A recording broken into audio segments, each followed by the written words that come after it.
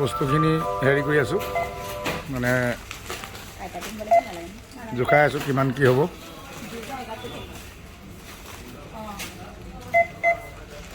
নমস্কাৰ বন্ধুসকল, আমি এতিয়া আছোঁ স্মাৰ্ট বজাৰৰ ফ্ৰণ্টত।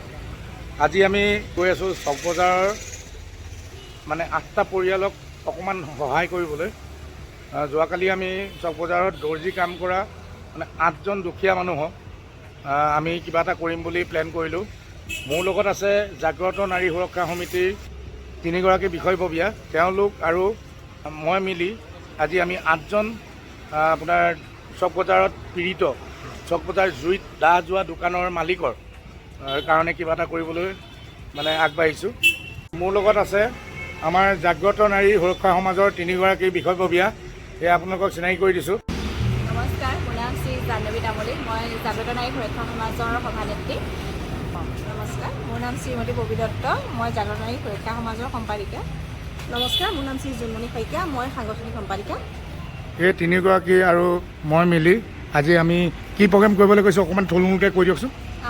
যোৱা কেইদিনমানৰ আগতে চক বজাৰত যিটো অগ্নি মানে পৰিলক্ষিত হৈছিলে, তাৰ কাৰণে যিকেইজন আমাৰ মানে দৰ্জী সদায় সাধাৰণভাৱে কাম কৰি তেওঁলোকে দিন হাজিৰা কৰি খাই আছিলে, সেই দৰ্জী কেইজনক আমি মানে আজি আমাৰ ফালৰ পৰা ক্ষুদ্ৰমান কিবা এটা দিবলৈ বিচাৰিছোঁ, সকাহ যাতে যিমানেই হওক কেইদিনমানৰ কাৰণে হ'লে তেওঁলোকে সকাহ এটা পায়। আমাৰ এতিয়া এয়া আমি আলু ল'লোঁ, আলু 5 কেজিকৈ লৈছোঁ, মিঠাতেল লৈছোঁ, মচুৰ দালি লৈছোঁ, পিঁয়াজ লৈছোঁ, বিস্কুট, চেনি, চয়াবিন, আটা, এনেকৈ আমি বস্তুখিনি যিমান পাৰোঁ লৈ পেলাই তেখেতসকলৰ ওচৰলৈ এতিয়া প্ৰদান কৰিবলৈ যাম।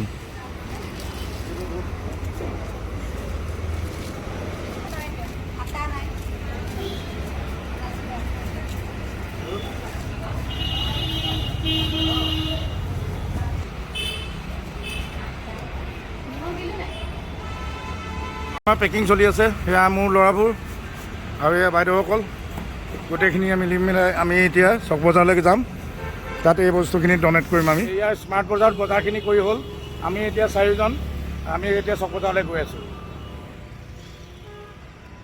এয়া চক বজাৰ জ্বলি যোৱা, এয়া চক বজাৰ, এইসকল আমাৰ পীড়িত ৰাইজ। তুমি থলা তাতে চলা ৰ'বা, বস্তু দিব লাগিছে। আমি তেওঁলোকৰ কাৰণে 15 দিনমানৰ জোখাৰে আমি ৰেচনখিনি লৈ আহিছোঁ। টোটেল আমাৰ ইয়াত 9জন আছে, 9জনকে আমি এই বস্তুখিনি আমি তেখেতসকলক প্ৰদান কৰিম। কওক, আমাৰ সংগঠন মানে আচ্ছা আচ্ছা,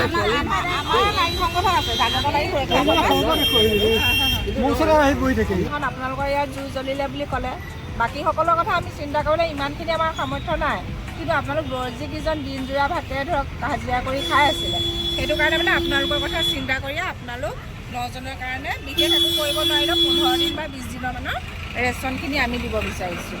আৰু এয়া আমাৰ ৰাজা বাইলুং দায়ো এনেকুৱা সামাজিক কাম কৰি থাকে, তেওঁ আমাক সেইখিনি কৰিবলৈ সহায় কৰিছে। আমাৰ ইয়াত তাৰমানে আমাৰ এই যিকেইজন আমাৰ দৰ্জী আছে, আমাৰ ইয়াত এই বজাৰখনৰ মানে প্ৰতিষ্ঠাৰ পৰা মানে ক'ব লাগিব।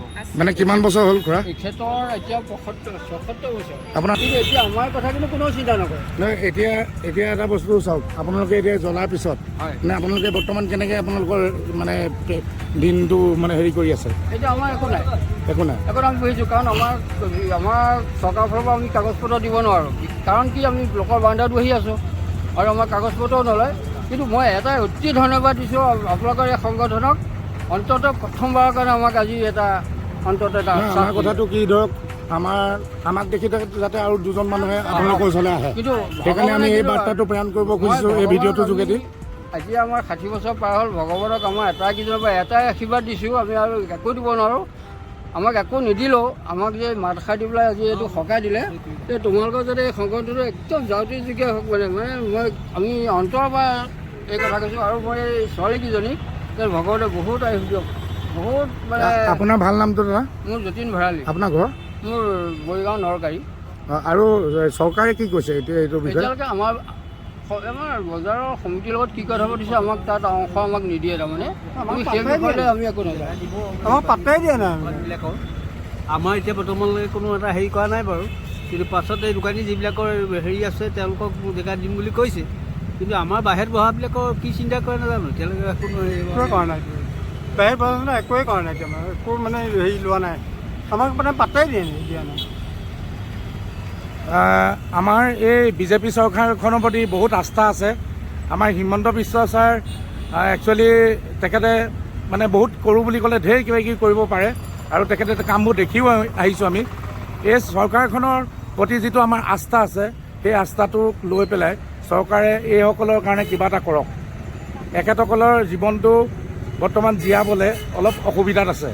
আমি আমাৰ ফালৰ পৰা যিখিনি পাৰোঁ সেইখিনি কৰিবলৈ চেষ্টা কৰিছোঁ আৰু মই ৰাইজকো আহ্বান কৰোঁ যাতে তেওঁলোক আহি পেলাই এওঁলোকৰ ওচৰত মাত এষাৰি দিয়ে।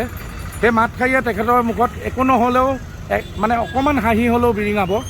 আমি সেইটো কৰিবলৈকে চেষ্টা কৰিছোঁ। তো মানে কেনেকৈ কি হৈ আছে ইনকম চ'ৰ্চটো নাই নহয়, যেনে তেনে আৰু চলি আছোঁ আৰু মানে অসুবিধা হৈছে আৰু জীয়াই থাকিবলৈ মানে অলপ অসুবিধা ভোগ কৰিছে আপোনালোকে। আপোনাৰ ঘৰ এটা মোৰ ঘৰ নৱবৈচা গাঁও নৱবৈচা গাঁও। আপুনি এতিয়া বৰ্তমান কি কৰি আছে এইকেইদিন? বৰ্তমান আৰু এনেই ঘূৰি পকি এইবিলাক হেৰি কৰি আছোঁ আৰু আছে আৰু ন? আপোনাৰ ঘৰ দাদা? মোৰ ঘৰ ঢেকৰগাঁও কমাৰগাঁও। মোৰ সেই ক্ষুদ্ৰ ব্যৱসায় যে সমস্ত জ্বলিলোঁ একো নাই এতিয়া ঘূৰি ফুৰিছে নাম হৈছে সত্য মই একে মেচিন জ্বলিলে আৰু এতিয়া এইকেইদিন এনেকৈ আছোঁ 20,000 টকা ইনকমৰ ৰাস্তা বেলেগ নাই। মোৰ সেই চক বজাৰ ভিতৰতে মোৰ ঘৰ বালিগাঁৱত যেনে তেনে চলি থকা হৈছিল, মানে এতিয়াও এই হেৰি হোৱাৰ কাৰণে বহি মানে পৰিয়ালটো পুহিবলৈ এতিয়া অসুবিধাত পৰিছে আপোনালোক গোটেইকেইজনে ন? সেয়া চৰকাৰে অলপ এখেতসকলৰ বিষয়ে চিন্তা কৰক। মোৰ নাম শ্ৰী কৃপাল চন্দ্ৰ দত্ত, গছপিয়াত ঘৰ।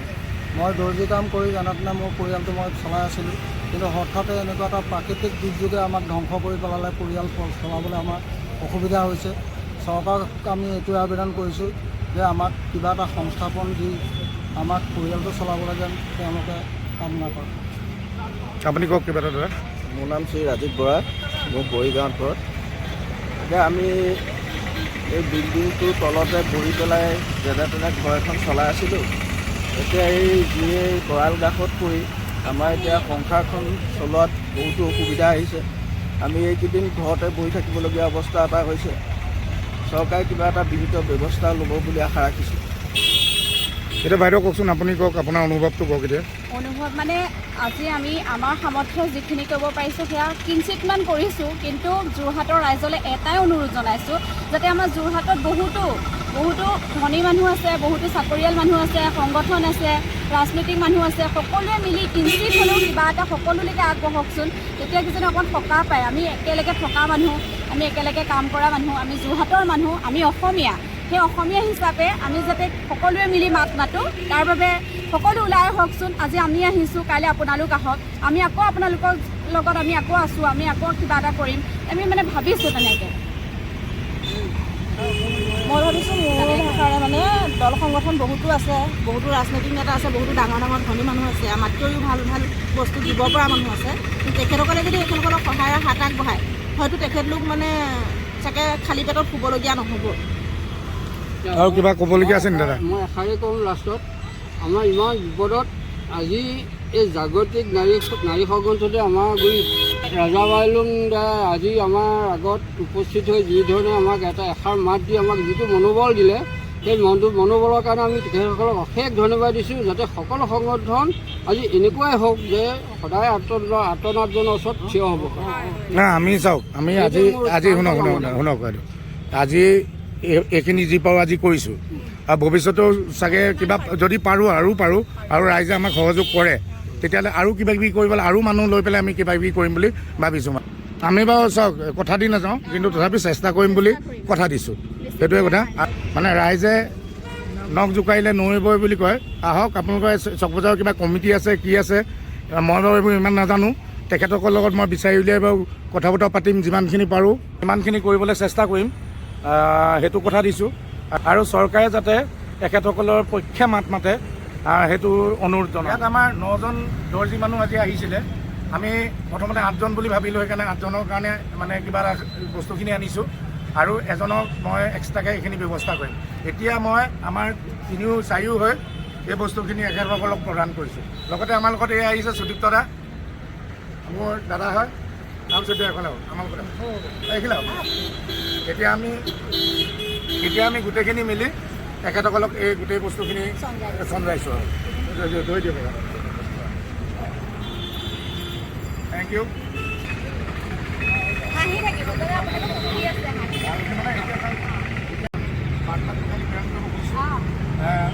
ওপৰৰ মানুহবোৰলৈ যাতে ধৰক আমাক দেখি আৰু মানুহ আহে, চৰকাৰেও আপোনালোকক সহায় কৰে, সেইটোৱে চৰকাৰৰ কাৰণে অনুৰোধ জনালোঁ দেই, যে যাতে এখেতসকলৰ লগতে এখেতসকলৰ আৰু বহুত মানুহ আছেতো, তো সেই মানুহখিনিক আপোনালোকে সহায় কৰে। এতিয়া ধৰক এখেতসকলক আজি আমি এইখিনি কৰি পেলাই এতিয়া আমি ইয়াৰ পৰা যাবলৈ ওলাইছোঁ আৰু এখেতসকলৰ লগত কথা পাতি বৰ ভাল লাগিলে। আকৌ এখেতসকলৰ ঘৰলৈ এপাক যাম বুলি এখেতসকলক কৈছোঁ। আৰু বিশেষনো আৰু কি ক'ম, জয় আই অসম, অসমীয়াগিৰি চলিবই লাগিব। ধন্যবাদ।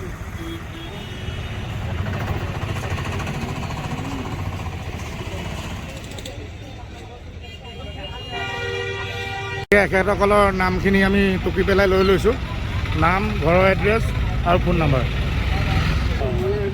কি ক'ব আপুনি, কওকচোন কিবা এটা কওক দাদা, হেৰিটো কথা কওক। ক'বলৈ মানে মোৰো বিশেষকৈ দোকানেই আছিলে, যিহেতু ঘটন ঘটি গ'ল।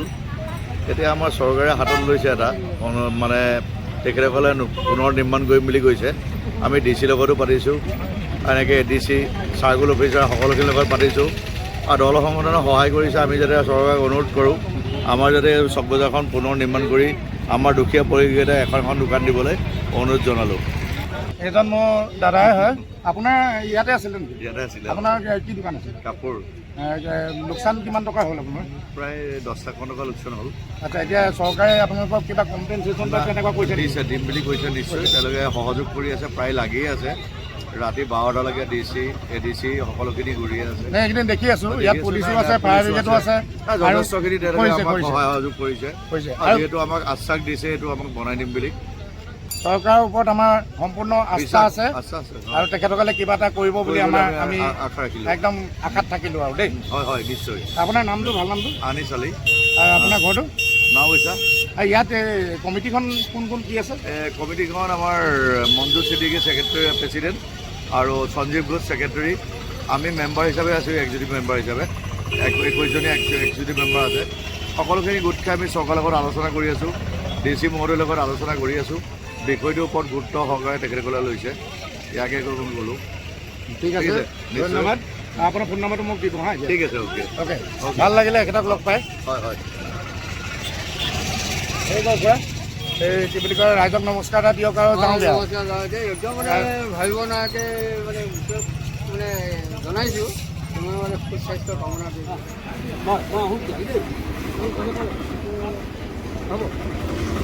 যাব দেই। অ'কে যাব দেই। পাৰিছে নাই দাঙিব? বৰ কষ্ট হৈছে যেন পাইছোঁ। এইখিনিতে ৰিক্সা এখন লৈ লওক খুৰা, আকৌ ঘৰত থ'বলৈ গ'লে মোৰ দিগদাৰ হৈ যাব, বেলেগ প্ৰগ্ৰেম আছে। ভালকৈ থওক আকৌ।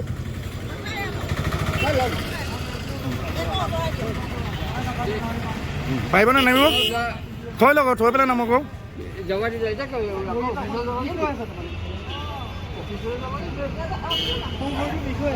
দাঙিবলৈকে কষ্ট হৈছে মানুহকেইজনৰ, অলপ বেছি ৱেইট দি দিলোঁ নেকি? হে, আপোনালোকৰ ঘৰ ক'ত? হাজৰিগুৰি। আপোনাৰ মিছেছ নেকি? মেছেজ মাইকী মানুহ। আপোনাৰ পৰিয়ালত কোন কোন আছে? আৰু ল'ৰা ছোৱালী নাই নেকি? ছোৱালী আছিলোঁ, দিলোঁ। বিয়া দিলে? ঠিক আছে বাৰু।